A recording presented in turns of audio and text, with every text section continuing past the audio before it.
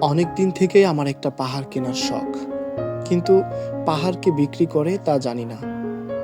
যদি তার দেখা পেতাম, দামের জন্য আটকাতো না। আমার নিজস্ব একটা নদী আছে, সেটা দিয়ে দিতাম পাহাড়টার বদলে। কে না জানে পাহাড়ের চেয়ে নদীর দামই বেশি, পাহাড় স্থানও নদী বহমান।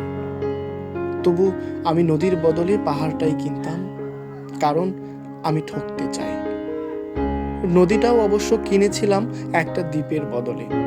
ছেলেবেলায় আমার বেশ ছোট্টখাট্ট ছিমছাম একটা দ্বীপ ছিল, সেখানে অসংখ্য প্রজাপতি।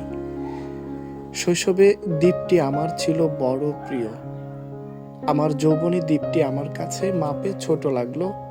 প্রবহমান ছিপছিপে তন্নি নদীটি বেশ পছন্দ হলো আমার। বন্ধুরা বলল, ওইটুকু একটা দ্বীপের বিনিময়ে এত বড় একটা নদী পেয়েছিস, খুব জিতেছিস তো মাইরি। তখন জয়ের আনন্দে আমি বিহ্বল হতাম। তখন সত্যিই আমি ভালোবাসতাম নদীটিকে। নদী আমার অনেক প্রশ্নের উত্তর দিত, যেমন, বলতো আজ সন্ধেবেলা বৃষ্টি হবে কিনা। সে বলতো, আজ এখানে দক্ষিণ গরম হাওয়া। শুধু একটি ছোট্ট দ্বীপে বৃষ্টি, সে কি প্রবল বৃষ্টি, যেন একটা উৎসব।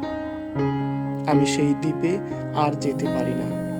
সে জানতো, সবাই জানে, শৈশবে আর ফেরা যায় না। এখন আমি একটা পাহাড় কিনতে চাই। সেই পাহাড়ের পায়ের কাছে থাকবে গহীন অরণ্য।